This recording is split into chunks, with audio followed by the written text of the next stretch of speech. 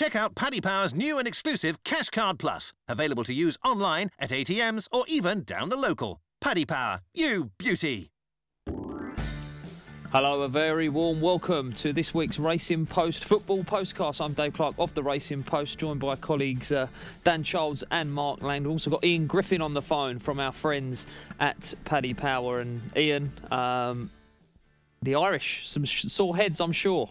Yeah, lots of drinking Ireland during the week. They scored 12 goals in the 10 games they qualified. It's pretty embarrassing. They're hard to watch, like it's really hard, and they're somehow as short as 6-4 to qualify now. I think the idea is you need to be drunk to watch it, I think, is what Ian's trying to say. Yeah, casual alcoholism. On the running order I've got here, gents, is how boring are England? Dan, did you enjoy the England game against Lithuania? I'd have to be honest, I didn't enjoy the first half of it. The second half I was watching Scotland against Slovenia, so that really says it all, really. Yeah, I mean, I couldn't sit for another 45 minutes of that, really. It just seems to be, I don't know, that almost possession for possession's sake, and against teams of Lithuania's stature. I mean, I just don't understand why they don't play with more positivity, really. And Mark, we now 24 teams confirmed, definitely going to be at the World Cup. Wasn't the average boring international break? There was a little bit of excitement going on as well. Yeah, there was. I mean, particularly, maybe outside of Europe, there was a lot of, going into the final round in South America. Only one team had qualified. That was Brazil. There was another 3 that had to come through. 1 in the playoffs, and 2 went out. So, I mean, you get a good side like Chile not making it through to the World Cup. I think most people that like their football are just delighted to see Argentina there. I mean, Messi watched the game against Ecuador. I mean, they are a one-man team. I mean, in the last 10 months, he's the only person that scored for them. 20 goals, I think he racked up in qualifying. Yeah, I mean, it's not a bad one-man team, is it? He couldn't have scored 20. I mean, Argentina only got about that, Dave, I think. Well, I think he got near enough all of them. Yeah, he would have got near enough all of them. I mean, I would say, though, that Brazil as a team, if we're talking sort of South America there, Brazil as a team look a lot better than Argentina, because they've got that star quality in somebody like Neymar and Gabriel Jesus and Philippe Coutinho, but they've also got the other side of it as well, a functioning midfield, even if it's not the greatest players, Casemiro and Paulinho, they all know their job in there. And then defensively, once you get their best 11 out in terms of the back 4, you could have someone like Ederson in goal. I think he's proven himself at Manchester City. Dani Alves and Marcelo as the 2 fullbacks, with Marquinhos alongside Thiago Silva at centre half. So in terms of that South America, they look a lot sort of more functional, really, than Argentina. Not to say that it'll end that way. Of course, before the 2002 World Cup, Brazil were a team that just really struggled to qualify, and then when it came to South Korea and Japan, they ended up winning it because they had Rivaldo, Ronaldinho and Ronaldo. So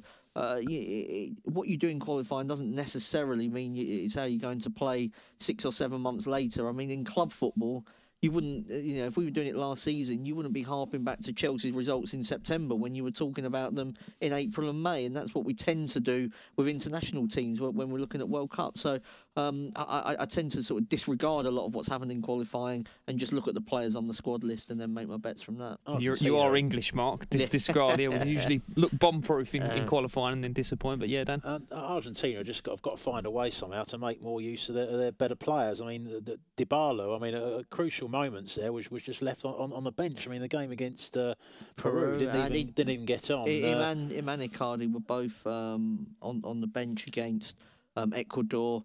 You used a guy called Benedetto up front, plays for Boca, 27 years old, no chance of playing in Europe. Yeah. It's absolutely crazy. Higuain's watching the action at home. Obviously Aguero's injured. I think Aguero and Messi would probably be their first choice lineup. But I agree with, if you can get Aguero, Dybala and Messi as a front 3 and then get a functioning team around it, then you've got a chance. At the moment, they're not functioning.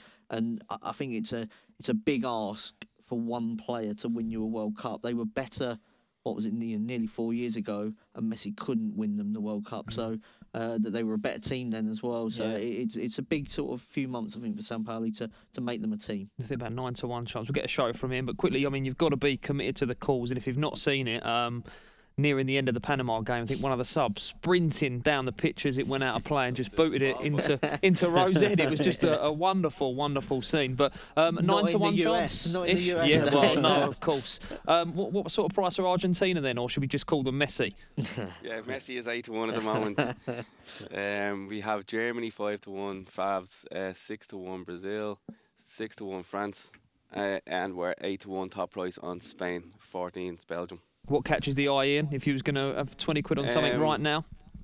I just think the French squad is just amazing at the moment. Like they haven't even got Benzema in the squad. They have Coleman, Griezmann, Mbappe with another season under his belt. They're going to be scary going forward. So probably, if I was having a bet at the moment, probably France. That's been touched on the outright a couple of times in these postcards, lads. But quick thoughts on the outright if you was going to get involved now? I also like France as well. I mean, you could add, Lacazette and Dembele probably be fit, by the time of the finals. Pogba as well, who's been unavailable recently. They've not looked that great in qualifying, funny enough. But I just think that the players they've got, if they can get that, functioning better as a team, they're going to take some beating. Of the outsiders, I quite like the look of Uruguay at 40-1. I mean, they were finished second in South American qualifying. It did go down to the last game, but they had Bolivia at home. I think they needed a point, so they were pretty comfortable in qualifying. And when you've got Suarez and Cavani up front, you're always going to have a chance. And they're generally pretty solid defensively. They've got Godin plays for Atletico Madrid, and Bentancur, a young midfielder that's coming through at Juventus, plays most weeks for them now. So I think that was a problem area really, with getting the ball up to Suarez and Cavani. So they are a team that seems to be able to punch above their weight in knockout competitions. I mean, I'll give a shout out to Croatia a few times. They're in the playoffs now, so you don't know who they're going to draw yet. But they finally got rid of their manager. The manager was useless, but I don't know if the new one's any good either. He's coming from managing in the Middle East. But when you've got Brozovic, Modric, Kovacic in midfield, Perisic as well, quality up front with likes of Mandzukic, you should be able to to do a lot better. So it'd be interesting to see how they go. And Portugal, I mean, they're as boring to watch as England, but they've got Bernardo Silva and Ronaldo that can win your game. So I mean, sort of the middle ranking teams, they maybe too. I mean, I've given a shout out to Brazil already. So Brazil would be for you, but you're looking for a bit of juice elsewhere. Yeah, I mean, I would just say, with so long to go, I wouldn't want to be sort of tying my money down to anybody in the front end of the market. I mean, how much shorter can they get? We don't know what the draw is going to be like either. So, I mean, I'd rather sort of be more speculative and back some of those in sort of the middle order, if you like, at this stage. That's fair enough. Got a little way to go yet, right? We are going to head for a break, but before we do, it's competition time. Chance for you to win £25 or €25 free bet, courtesy of our friends at Paddy Power. All you have to do is answer this question, and of course use the hashtag Postcast. The winner will get that free bet transferred into their Paddy Power account. Last week's winner was Tom Earl from Melton Mowbray. There was a Racing Post Tom Earl once upon a time. I wonder if that's the same Tom. But the all-important question is, who are the current World Cup holders? Right, so get your answers onto Twitter with that hashtag Postcast. Check out Paddy's new VIPP Club. Get a £10 free bet every week when you place 5 bets of £10 or more. Max £10 bonus per person per week. Excludes shops. Selected odds. Conditions and exclusions apply. 18+. BeGambleAware.org. Welcome to the Racing Post Football Postcast. A certain Liverpool against a certain Manchester United builders. One of the biggest games on the globe, in the world. Massive crunch game. Ian Griffiths is joining us from Paddy Power. A lot of the firms seeing it as a 50-50 clash. A pick 'em in. Are you the same? Yeah, we're the same. We're 17-10 to pair and 12-5 to draw, which doesn't really do any favours. Look, do Liverpool any justice here. They lost Mane last year to the African nations and they didn't really win a game, but this year they have Salah and the Firmino, Coutinho and Salah still enough going forward. I think the 17-10 is probably value. United look too short, so we'll probably go for Liverpool to win, especially the record against top six is always very good. Were you a short surprise before that news that Mane was going to miss out? Yeah, we were a bit short. Just Liverpool's like flaps and then just drifted a bit as the news came out. Gentlemen, Mark, I'll start with you. Massive game as ever. How do we see it going? Yeah, I mean, initially when I saw the prices, I wanted to be with Liverpool as well because, I mean, I've got them not too dissimilar really in terms of levels. If you and once you put home advantage in, that really would tip it in favour of Liverpool at the prices. However, it's not just a Mane injury, in my opinion. I mean, the Brazilian lads, Coutinho and Firmino, quite important players, have had those 2 World Cup qualifiers. What shape are they coming back in? Is always a question mark over that. It's the early game on a Saturday, so it does dent my confidence somewhat in backing Liverpool. I think if I was having a bet on the game, it probably would be Liverpool draw no bet in that instance. But I was looking at over 27.5 minutes for the time of the first goal. I think we know what Mourinho's going to do here, because it's what he does in all big away games. He's going to look to frustrate Liverpool early on. I mean, Arsenal, when they went to Anfield, were absolutely wide open and out the game by half time. I don't think that Jose Mourinho is going to allow that to happen.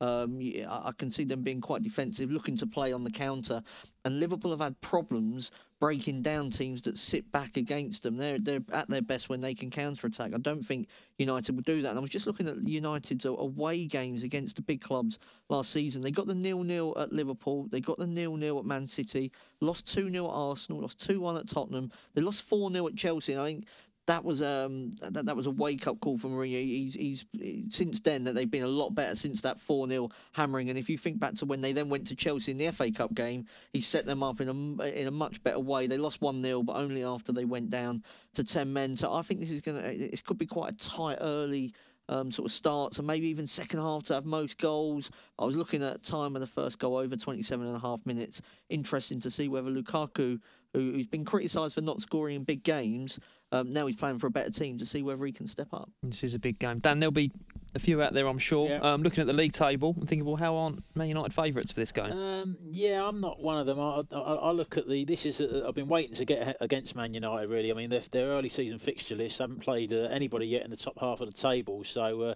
I mean, you can only beat what's in front of you. But even some of those games, I mean, they dropped the 2 points at Stoke were fortunate, I thought, to win the game at Southampton as well. So I'm not completely bowled over by Man United at the moment. Pogba's out as well. We're all talking about Mane, but Pogba's a big player for Manchester United and not available. Liverpool's record, I mean, keep harping on about it, but it's a big thing against the big clubs. 5 wins and 5 draws, no defeats against the top 6 last season. The Man City game this season, okay, I mean, you got the sending off of Mane that's kind of skewed the match. They've beaten Arsenal 4-0 at home. Going back to the game last season, it was a tight game ending in a draw, but I mean, the dominant team was Liverpool. If anybody was going to win that game, for me, it was Liverpool. And I see this being the same. Man United setting up to be tight and try and defend and hit on the break, set pieces as well. Fellaini as well. I don't know if the situation there. He's out as well. So that's another big blow, for United without set. Who do we piece see threat. Standing in? Herrera, I think, is the most likely. Yeah, again, I mean, he recycles possession, but he's not he's not the same impact offensively as Fellaini. So no, the prices here, like Mark, I don't see a big difference between Liverpool and Man United come the end of the season, and I think with home advantage factored in.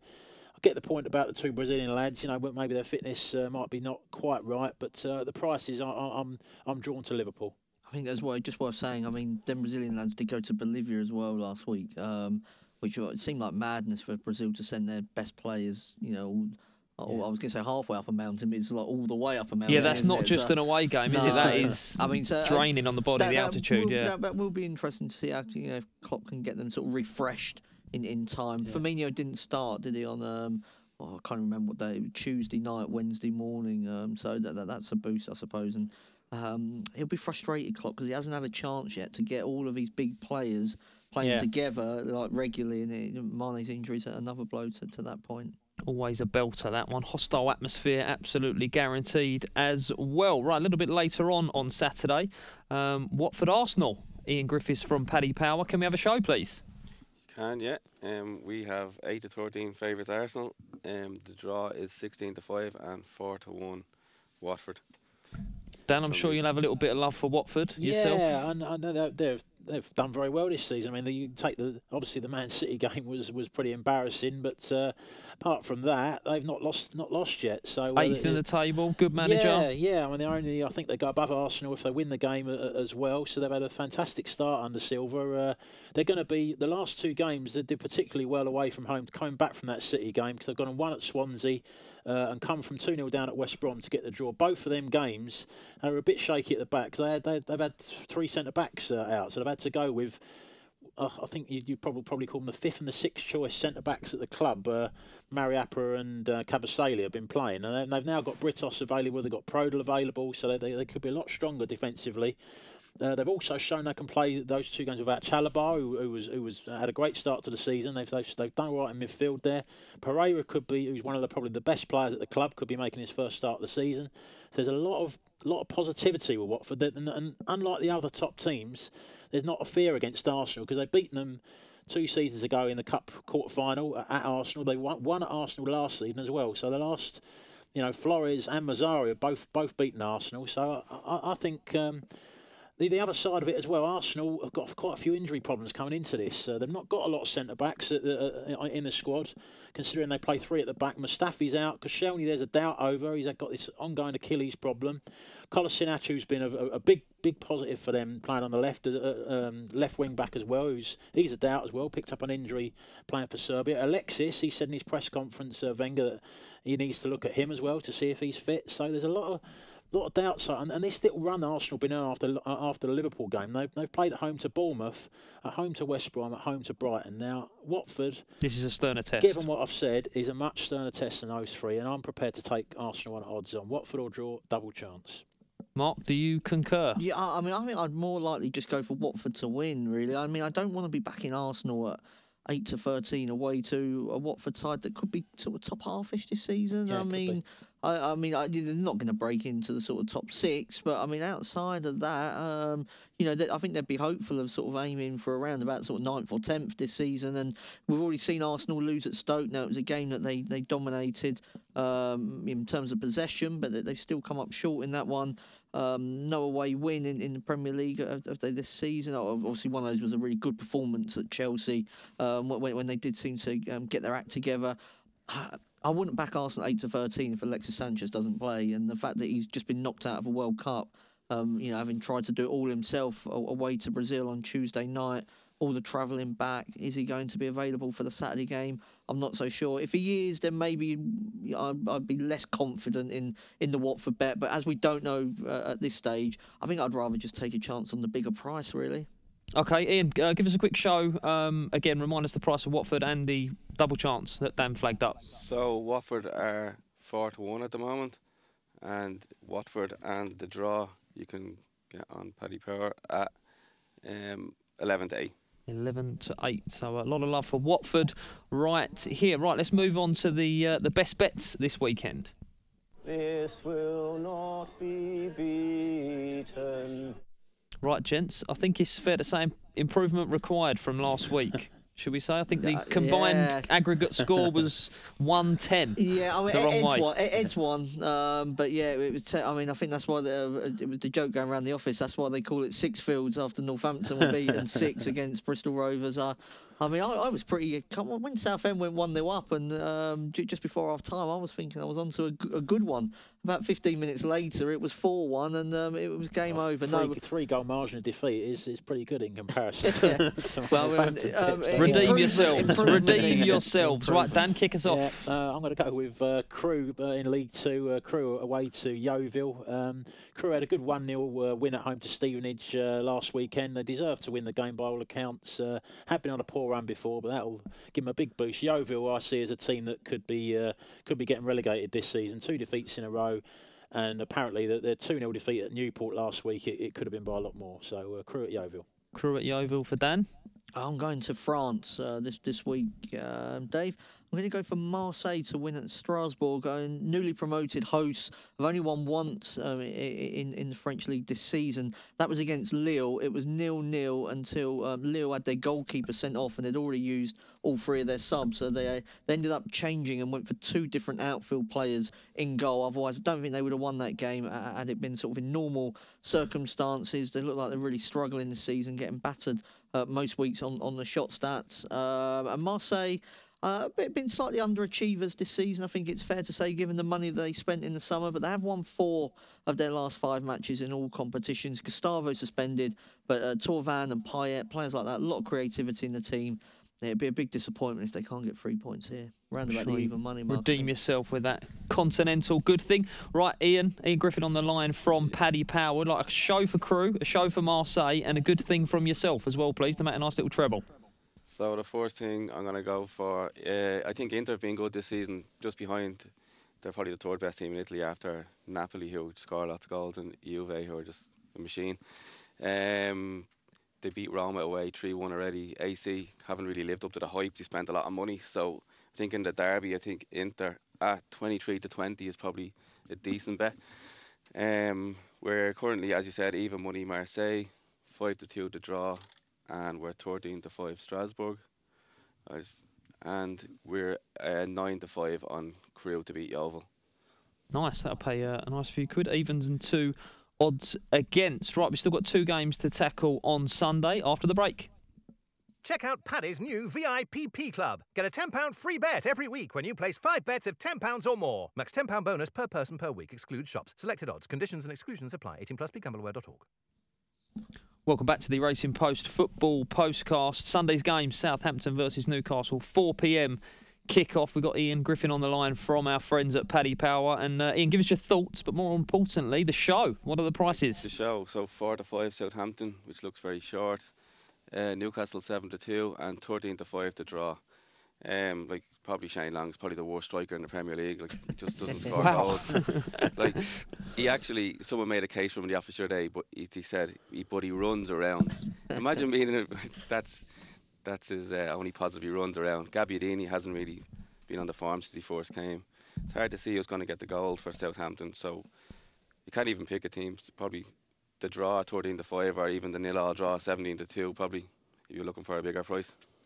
Yeah, I'm sure Southampton fans will feel a little bit shortchanged so far this season. There's not a lot of goals about. No, I think if anything, they seem to be going backwards this season. He doesn't seem to trust his better strikers really, Charlie Austin and Gabbiadini, who are the far better technically than Shane Long. I think he seems to be picking Shane Long as part of the overall team structure to start the pressing from the front. I think, but I mean, you've got to surely look at it and think, we need to score some goals here. I mean, 5 goals they've scored this season. 3 of them were against West Ham. I think went down to 10 men in that game. So.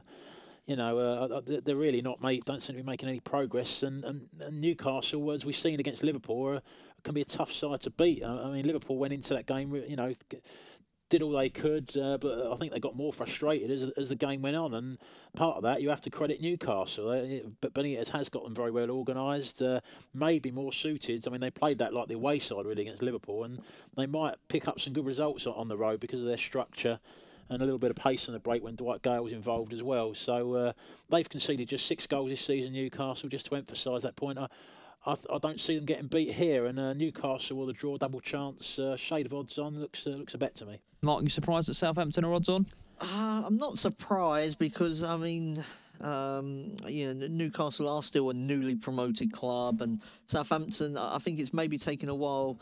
They had a good reputation even when they weren't getting results last season as doing very well on sort of key performance indicators like your shots on target, shots, possession. They were often unlucky in matches, and they started off this season in similar vein against Swansea when they couldn't score, did everything but they've actually got worse. And even when they won at like Crystal Palace, I didn't it didn't sort of strike me as being any kind of different. I mean, the fans were unhappy with Puel's negative football. Yeah. I mean, obviously Pellegrino and Benitez go way back. So, I mean, this is a sort of master v the apprentice in some respects for this game. So I think it's going to be very tactical, quite cagey. I liked Ian Shoutry for no goal scorer. Southampton failed to score in 9 of their last 10 home matches, either side of the summer break, which is just ridiculous, really. Even if you have got Shane Long up front, I mean, you should be able to do better than that. And if Newcastle set up to frustrate, I wonder how long before the fans begin to get edgy there, and rightly so, because nobody wants to have a season ticket and just never see your team even score goals. So I think what Southampton do well is they've got quite a nice shape to them. They're quite well set up tactically, but they're not doing enough to win matches. I think Newcastle are capable of frustrating them. No goal scorer is a runner. I mean, nearly copped in that Brighton away game. It was only a debatable goal there. I mean, I'd probably play it a little bit safer and go for the draw. But I wouldn't be surprised if it was low scoring, and that does bring the draw very much into play. You guys are not filling me with excitement for this one. No, this Sunday afternoon ball fest. It's one of those ones where if you can pretend to some of the family members it's a big game, but you don't mind missing it, and get some credit in the bank for maybe what's to come over the rest of the season. Mark Langdon, life skills there. Take notes. Right, let's move on to Monday evening. Leicester versus West Brom. Leicester struggling a little bit for me. 2 wins in their last 10. We've got Ian Griffin on the line from Paddy Power. How do Paddy Power see it, Ian? So we're even money Leicester. We are 3-1 West Brom and 23-10 on the draw. And how do you see it yourself? Leicester weren't so bad against Liverpool. They also scored at home against Chelsea. West Brom a bit like Southampton, just don't score enough goals. So I'd probably just go for Leicester to win 0 at 9-4 instead of going for the even money. West Brom winless in 6 as well, down 2 sides, a little bit out of sorts. I'm sure we expect a little bit more from Leicester. I think Leicester. I mean, look, the last game before the international break, the 0-0 at Bournemouth, they were very poor in that game. Created very little. Vardy obviously pulled out of the England squad, with that minor injury he's got. I mean, didn't look at his best against Bournemouth, and yet they rely a lot on him. He's got 5 goals this season. So a lot of it will depend, I think, on what sort of shape Jamie Vardy's in from a Leicester point of view. West Brom, you kind of know how they're going to play away from home. They'll set up to frustrate, nick a goal from set pieces. That's where they're strong. I just think that they might be quite successful in this. And I don't see there being a lot of goals in the game. They've kept 3 clean sheets this season, West Brom, out of 7. That's pretty good going. Under 2.5 goals, I looked at that. It looked quite a good price to me, 8-11. I think it'll be a low scorer. Mark, do you agree? I'm going to go for Leicester to win this one, just purely on the basis that, if I was pricing this up at the start of the season, I would have had Leicester reasonably sort of shorter. I still think over the long term that they're reasonably better as well than West Brom, and so once you put home advantage in there, I think that Leicester are worth backing. I mean, they have made a really bad start, but they've played Arsenal, Manchester United and Chelsea and Liverpool. Bournemouth and Huddersfield, they didn't play that well in either away game when they got the draw, which is a concern. But again, that is away from home at the King Power. They've only had what I would say 1 winnable game so far, really winnable. And they did that pretty comfortably, 2-0 against Brighton. So I thought that they were okay around the even money mark. I mean, West Brom, as you mentioned there, but it seems not getting that much coverage, are 6 without a win. And even when they beat Burnley, they had 1 shot on target in the entire game, about 35% possession or something, which is almost unheard of for a team playing Burnley. So, yes, you know what you're going to get from a Tony Pugh's team. I just think if Leicester score first, I don't really see how the Baggies get back into the game. So I'll go for a Leicester win. Yeah, a little bit of pressure on Shakespeare at the moment. He's creeped his way up the next manager to go betting. But they would have flagged this up as a must-win game. Before the season started, he spoke about the tough start that they had. And that's why I backed him in the sack race, because, I thought that they would make this slow start because, when you're going to, United and Arsenal, you're not expected to get anything really out of those games. So, this is obviously a much more winnable game. And these are the ones that count, I think, for the likes of Shakespeare, and your Bilic, just before the international break, had to beat Swansea, and he did. It's sort of a similar kind of situation, because if they don't win and it's on TV, the pressure will build, no doubt.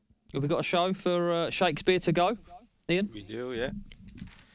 So we're currently 4-9 Ronald Koeman, 7-2 Village, and we're 8-1 Shakespeare. 8-1 Shakespeare. That could get very much shorter. Should Leicester not do the business. Monday night, 8 p.m, that game. Right, Mark, I want to jump straight to you. Champions League next week. There's a game I'm massively looking forward to. I know you're quite a fan of Napoli. They travel to Manchester City. Could be a belter. Oh, it really should be, yeah. I mean, goals are going to be short in this game, but I can only see goals, really. I mean, so that the market's over 2.5, maybe over 2.5, and both teams to score over 3.5 may well be a runner as well. I think, because Napoli will not take a backward step against Manchester City, and it'll be really interesting actually to see how City deal with a team that are kind of like the Man City in Italy. They want possession all the time. They want to go forward at every single opportunity. They do concede goals. I mean, even when they're winning away to Spal, that they're conceding a couple, but they always back themselves to be able to score 3 or 4. They had a really shocking start, though, losing to Shakhtar Donetsk on match day 1, although the way that Shakhtar have played subsequently, that maybe wasn't losing 2-1 actually wasn't the worst result there. So, I mean, unfortunately, I can't watch the game, Dave. I'm in the Bernabeu, Real Madrid against Tottenham. So it's hard life. Poor you. I mean, so it's one that I wish I could see, but I can't. But I think this is going to be the game.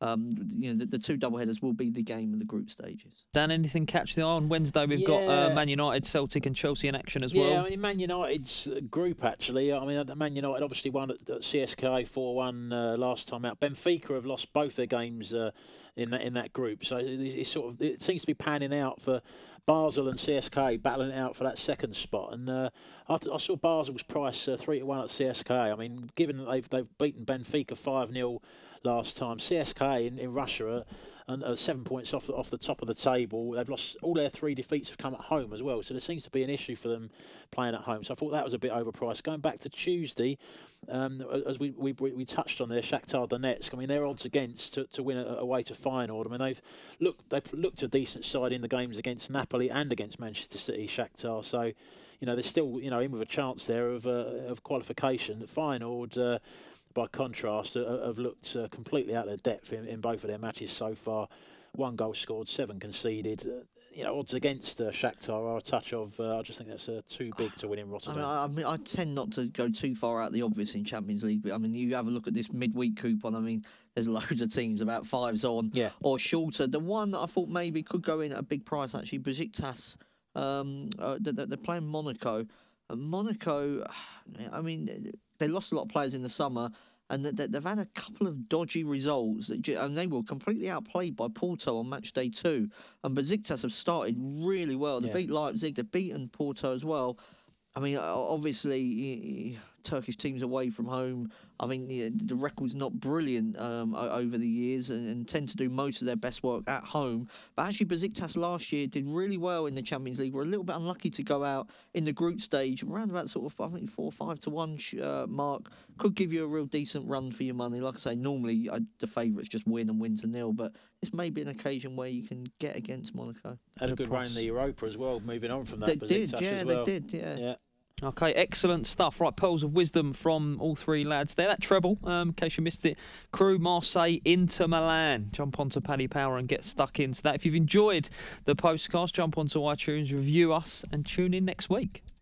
Check out Paddy Power's new and exclusive Cash Card Plus, available to use online, at ATMs or even down the local. Paddy Power, you beauty.